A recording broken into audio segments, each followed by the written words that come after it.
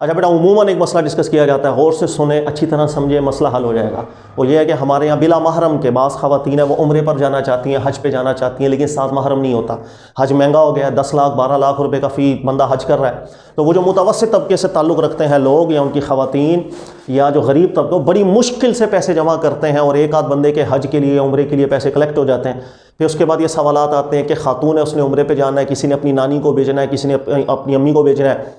تو بھائی محرم ساتھ جائے گا تو 2 بندوں کا خرچہ آ جائے گا۔ اب اتنے زیادہ ایک غریب اور متوسط طبقہ جو ہے وہ برداشت نہیں کر پاتا۔ تو عموماً یہ سوال ہوتا ہے کہ بغیر محرم کے عورت عمرے پہ جائے، حج پہ جائے، اس کا کیا شرعی حکم ہے؟ تو میں اس کو سمجھا دیتا ہوں اور انشاءاللہ آپ کو بڑی اچھی طرح سمجھ میں آ جائے گا۔ دیکھیے ایک حدیث ہے، اللہ کے نبی صلی اللہ علیہ وسلم نے فرمایا کہ لا تسافر امرأۃ الا مع ذی محرم، کہ کوئی بھی عورت بغیر محرم کے سفر نہ کرے۔ اچھا، یہ جو روایت ہے، یاد رکھیے گا، یہ صرف روایت نہیں ہے، صحابہ کرام کے دور سے لے کر اس چیز کا ایک عملی تواتر و تعامل دیکھا گیا ہے کہ خواتین کو اکیلے نارملی نہیں بھیجا کرتے تھے، فور سیکیورٹی ساتھ کوئی محرم ہوا کرتا تھا، تاکہ کیونکہ پیدل سفر ہوتے تھے، اونٹنیوں پر سفر ہوتے تھے، مہینوں کے سفر ہوتے تھے ایک ملک سے دوسرے ملک کے لیے، تو اس ساتھ سیکیورٹی کا انتظام ضرور کیا جاتا تھا۔ تو یہ حدیث بہت زبردست ہے اور قابل استدلال ہے۔ اچھا، اس حدیث سے بعض اہل علم یہ نتیجہ نکالتے ہیں، اور نتیجہ یہ ہے کہ عورت کو اللہ کے نبی علیہ السلام نے چونکہ محرم کے علاوہ سفر کرنے سے منع کیا، لہذا حج ہو یا عمرہ ہو وہ بھی ایک سفر ہے، اس سفر کے لیے بھی ان کے ساتھ محرم ہونا چاہیے۔ یہ ایک اچھا استدلال ہے، اس میں کوئی پرابلم نہیں ہے۔ لیکن یاد رکھیے گا، اس کے مقابلے میں ایک استدلال اور ہے جو امام شافعی اور اس کے علاوہ مالکی کئی علماء اس کے اوپر کھڑے ہیں، اور امام ابو حنیفہ رحمۃ اللہ علیہ سے بھی ایک قول یہی آیا ہے، اور وہ یہ کہ اس حدیث کے لفظوں سے استدلال ہم نہیں کریں گے، مقصد سے استدلال کریں گے۔ اور یہ لفظوں کا استدلال اور مقصد کا استدلال یہ ایسی چیز ہے جسے اللہ کے نبی صلی اللہ علیہ وسلم نے اپنے صحابہ کو ٹرین کیا تھا کہ ان دونوں طریقوں سے استدلال کرنے کی ہمارے دین میں گنجائش ہے۔ اس چیز کو اکثر محققین نہیں سمجھ پاتے ہیں، وہ بیچارے اعتراض کرتے ہیں کہ یار بعض علماء اگر آج کہتے ہیں کہ عورت بغیر محرم کے اگر سفر سیف ہے، ایسا گروپ ہے کہ جس کے اندر مزید خواتین بھی ہیں اور خواتین آپس میں مل کر جائیں، ایک مثال ہے، تو ہم اسے منع کر دیتے ہیں یار آپ کے ساتھ محرم نہیں ہے۔ استدلال اور مقصد سے استدلال کرنا یہ ایک ایسا طریقہ ہے جسے اللہ کے نبی علیہ السلام نے اپنے صحابہ کو خاص طور پر ٹرین کیا تھا، اور آج بھی تحقیق کرنے والا وہ کبھی کبھی اس ضابطے کو اگنور کر جاتا ہے۔ یہ اتنا پیارا اور عقلی اصول اللہ کے نبی صلی اللہ علیہ وسلم نے اپنے صحابہ کو سمجھایا تھا تاکہ بعد میں آنے والے جو علماء ہیں، محققین ہیں، مجتہدین ہیں، ان میں سے کوئی لفظوں سے استدلال کرے، کوئی مقاصد سے استدلال کرے تو کوئی کسی کو گمراہ یا فاسق بد مذہب نہ بول پائے۔ یہ ایک حدیث ہے، سنیے گا، اللہ کے نبی علیہ السلام نے کتنے پیارے انداز کے اندر صحابہ کو سمجھایا کہ لفظوں سے استدلال اور مقاصد سے استدلال، اس کی دونوں ہمارے دین میں گنجائش ہے۔ بخاری کی حدیث ہے، میں کئی دفعہ آپ کو سمجھا بھی چکا ہوں، دوبارہ بتا دیتا ہوں۔ ایک قافلے کو اللہ کے نبی علیہ السلام نے حکم ارشاد فرمایا تھا کہ فلاں جگہ جاؤ، وہاں عصر کی نماز پڑھنا۔ اب اللہ کے نبی علیہ السلام کا حکم ہے، بھائی فلاں جگہ جا کے ہم نے عصر کی نماز پڑھنی ہے۔ اب وہ قافلہ روانہ ہوا، اور روانہ ہوتے ہوتے رستے میں سفر کی مشکلات اتنی پیش آئی، راستہ ایسا تھا کہ عصر کے وقت تک وہاں پہنچ نہیں پائے۔ اب رستے کے اندر ہی ظہر کی نماز کا وقت اختتام پذیر ہونے آ گیا۔ اب تو صحابہ کرام کا جو پورا گروہ تھا ان میں ڈسکشن ہوئی کہ آیا ہم ظہر کی نماز پڑھ کے آگے جائیں یا ہم وہیں جا کر کے عصر کی نماز پڑھیں تو ظہر کا وقت نکل جائے گا۔ جب صحابہ میں ڈسکشن ہوئی تو صحابہ کرام میں 2 نقطہ نظر سامنے آئے۔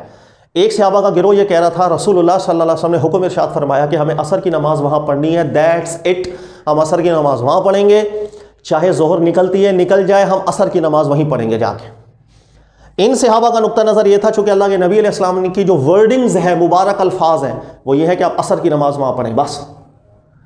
تو الفاظ سے استدلال انہوں نے کیا اور ایک نقطہ بن گیا ہم عصر کی نماز وہیں پڑھیں گے۔ اس کے مقابلے میں دیگر جو صحابہ تھے ان کا ایک نقطہ نظر سامنے آیا تھا، انہوں نے کہا کہ رسول اللہ صلی اللہ علیہ وسلم نے یہ مبارک الفاظ ضرور ارشاد فرمایا کہ عصر کی نماز تم نے وہاں پڑھنی ہے، لیکن یہ کیوں فرمائے تھے، اس کا مقصد کیا تھا؟ مقصد یہ تھا کہ ہمیں نبی علیہ الصلوۃ والسلام چاہتے یہ تھے کہ ہم جلدی سفر کریں اور وہاں تک پہنچے۔ ایک ٹارگٹ دیا تھا اللہ کے نبی علیہ السلام نے، وہاں پہنچنا ہے، عصر تک وہاں پہنچو۔ اب ہم راستے کی پریشانیوں کی وجہ سے وہاں نہیں پہنچ پا رہے ہیں، تو اللہ کے نبی علیہ السلام کا یہ مقصد نہیں تھا کہ ہم نماز کا وقت ہی نکال دیں، بلکہ رسول اللہ صلی اللہ علیہ وسلم کا مقصد یہ تھا یہ جملہ فرمانے کا کہ ہم جلدی سفر کریں۔ ہم نے اپنی طرف سے پوری کوشش کی لیکن ہم وہاں پہنچ نہیں پا رہے ہیں، لہٰذا ان صحابہ کرام کا نقطہ نظر یہ ہوا کہ ہم ابھی نماز پڑھیں گے ظہر کی، وقت کو ضائع نہیں کریں گے، وہاں جا کے عصر کی نماز پڑھ لیں گے۔ صحابہ کرام کے نقطہ نظر میں اختلاف ہو گیا، بعضوں نے الفاظ سے استدلال کیا، بعضوں نے مقاصد سے استدلال کیا۔ جب یہ قافلہ واپس آیا رسول اللہ صلی اللہ علیہ وسلم کی اعلیٰ مبارک مقدس بارگاہ میں اپنا مسئلہ ذکر کیا، جو نقطہ نظر میں اختلاف ہوا تھا وہ بیان کیا۔ تو اللہ کے رسول صلی اللہ علیہ وسلم نے بخاری کے الفاظ وَلَمْ يُعَنِّفْ أَحَدٍ، نبی صلی اللہ علیہ وسلم نے ان دونوں نقطہ نظر کے حامل صحابہ کرام میں سے کسی کو برا نہیں کہا، دونوں کو جائز رکھا کہ یہ جو استدلال کیا ہے بعضوں نے الفاظ کے ساتھ بعضوں نے مقاصد کے ساتھ، دونوں ٹھیک ہو۔ تو نقطہ نظر میں کبھی کبھی یہ اختلاف ہوتا ہے تحقیق کرنے والا، بعض الفاظ سے استدلال کرتے ہیں وہ بھی ٹھیک ہوتے ہیں کیونکہ الفاظ کس کے ہیں؟ رسول اللہ صلی اللہ علیہ وسلم کے، اور بعض محققین الفاظ سے استدلال نہیں کرتے، مقصد سے استدلال کرتے ہیں، وہ بھی ٹھیک ہوتے ہیں کہ اللہ کے نبی علیہ السلام نے صحابہ کو جو تحقیق کرتے تھے ایک زبردست قسم کا ٹرین کیا۔ یہی وجہ ہے کہ کبھی کبھی بعد میں کوئی حدیث ہمیں ملتی ہے اور وہ سنت ثابت ہوتی ہے تو مجتہدین کرام بھی غور کرتے ہیں، بعض مجتہدین الفاظ سے استدلال کرتے ہیں وہ بھی ٹھیک ہوتے ہیں، اور بعض مجتہدین جو مقاصد سے استدلال کرتے ہیں وہ بھی ٹھیک ہوتے ہیں۔ یہ حدیث انہی حدیثوں میں سے ایک ہے، یعنی جن علماء نے ان لفظوں سے استدلال کیا ان کے نزدیک عورت بلا محرم سفر نہیں کرے گی، دیٹس اٹ۔ وہ حج کا سفر ہو، وہ عمرے کا سفر ہو، وہ ایک ملک سے دوسرے ملک کا سفر ہو، ایک شہر سے دوسرے شہر کا سفر ہو، سفر بلا محرم نہیں۔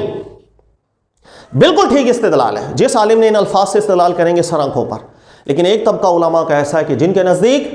الفاظ نبی علیہ السلام کے مبارک یہ ضرور ہیں، لیکن اللہ کے نبی علیہ السلام نے مبارک الفاظ جو ارشاد فرمائے کہ عورت اپنے ساتھ محرم رکھے اور سفر کرے، اس کا مقصد کیا تھا ہر بندہ سمجھ جاتا ہے۔ مقصد یہ تھا صحابہ کرام کے دور کے اندر پیدل سفر ہوتا تھا، جانوروں پر سفر ہوتا تھا،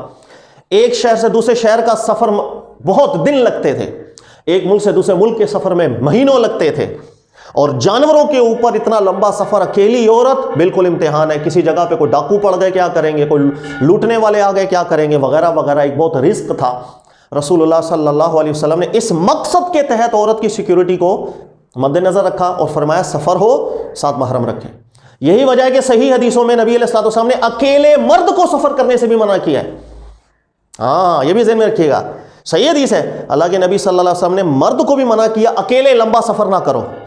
کیونکہ رات میں آپ جب اکیلے جا رہے ہوگے کوئی بھی آپ کو لوٹ سکتا ہے، آپ کی سیکیورٹی ہونی چاہیے، اکیلے سفر نہ کرو۔ تو مقصد کیا ہے؟ مقصد یہ ہے کہ عورت اکیلے سفر کرے گی، فتنے کا اندیشہ ہے، امن کی گارنٹی نہیں ہے، کچھ بھی ہو سکتا ہے۔ تو جن علماء نے مقصد سے استدلال کیا ان علماء کے نزدیک اگر کوئی ایسا سفر ہو کہ جس کے اندر سیکیورٹی ایسی اسے مل جائے عورت کو جو سیکیورٹی محرم کی موجودگی کو پورا کر سکے، تو اب وہ مقصد پورا ہو جاتا ہے، ایسی عورت اکیلا سفر کر سکتی ہے۔ مثال کے طور پر جیسے امام مالک ہیں، امام شافعی ہیں، ان سے بہت سے اقوال ایسے مروی ہیں، اگر ایک عورت عمرے پہ جانا چاہ رہی ہے اور اس کے ساتھ قافلہ ایسا ہے کہ جس کے اندر دیگر خواتین بھی ہیں اور مرد بھی ہیں، ان کے محارم ہو چاہے، لیکن یہ عورت عورتوں کے ساتھ ہے، اب سفر کے اندر کوئی مسئلہ نہیں، کوئی فتنے کا اندیشہ نہیں، ایک سیکیورٹی مل گئی، ایسی صورت کے اندر الفاظ سے نہیں مقصد سے استدلال کیا جائے گا، پرامن ہو گیا معاملہ، اب آپ سفر کے لیے جا سکتی ہیں، عمرے کے لیے جا سکتی ہیں، حج کے لیے جا سکتی ہیں، ٹھیک ہے۔ لہٰذا یہ دونوں استدلال قابل احترام ہے، جو الفاظ سے استدلال کرتے ہیں، جو علماء مقاصد سے استدلال کرتے ہیں، اور اللہ کے نبی علیہ السلام نے دونوں کو ٹھیک رکھا ہے، دونوں استدلالات کو اوکے رکھا ہے۔ اور آج کے دور میں خاص طور پر پاکستان کے اندر میں ایسے کوئی بھی گھرانہ جو متوسط طبقے کا ہو، غریب گھر کا ہو، بیچارے چھوٹی چھوٹی کمیٹیاں ڈال کے پیسوں کو کلیکٹ کرتے ہیں، 2.5 لاکھ 3 لاکھ جمع کیا، یا حج کے لیے 10-15 لاکھ روپیہ جمع کیا، اب محرم ساتھ ہوگا، بیچارے وہ دوبارہ سے کہاں 10-20 لاکھ روپیہ جمع کریں، ان کے لیے مشقت ہے، کوئی کسی نے نانی کو بھیجنا ہے، امی کو بھیجنا ہے، میں ان کو بالکل یہ کہتا ہوں کہ ایسے کسی بھی قافلے کے ساتھ اگر آپ رابطہ کریں، ایک سیکیورٹی اس قافلے کے اندر آپ کو ملتی ہے، دیگر بھی خواتین ان کے ساتھ ہوتی ہیں، بس آپ کو سفر پرامن ہونے کے آپ کے لیے ایک اسباب پیدا ہو گئے تو مقصد سے استدلال کر کے یہی کہا جاتا ہے کہ سفر پرامن ہے تو آپ جا سکتی ہیں۔ اب اس پر میں 2 دلیلیں آپ کو اور دیتا ہوں کہ صحابہ نے بھی مقصد سے استدلال کیا، اور یہ بخاری کی روایت ہے، ذہن میں رکھیے گا، عائشہ صدیقہ رضی اللہ تعالیٰ عنہ رسول اللہ صلی اللہ علیہ وسلم کی زوجہ ہیں اور دیگر ازواج، انہوں نے عمر فاروق کے زمانہ خلافت میں ارادہ کیا حج پر جانے کا، اب ساتھ محرم نہیں تھے، تو عمر فاروق رضی اللہ تعالیٰ عنہ نے پہلے منع کیا رسول اللہ صلی اللہ علیہ وسلم کی مبارک ازواج کو کہ آپ حج پہ نہ جائیں، لیکن ازواج رسول اللہ صلی اللہ علیہ وسلم نے خواہش ظاہر کی کہ ہم حج کرنا چاہتے ہیں، تو حضرت عمر فاروق نے عثمان غنی اور عبد الرحمن بن عوف ان 2 صحابہ کو نبی پاک علیہ السلام کی ازواج کا جو قافلہ تھا ان کے ساتھ مقرر کر دیا، اور عمر فاروق نے کہا کہ یہ قافلہ آپ لے کر جائیں رسول اللہ صلی اللہ علیہ وسلم کی مبارک ازواج کو، اور تاکہ رستے کے اندر کسی بھی طرح کا کوئی فتنہ نہ آئے۔